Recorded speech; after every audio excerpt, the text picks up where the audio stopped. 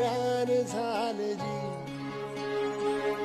अर मातीच्या पोटात अस्मानाचं बळ, माऊलीची लाज राखजी. या विनमिन त्या दिव्याला तू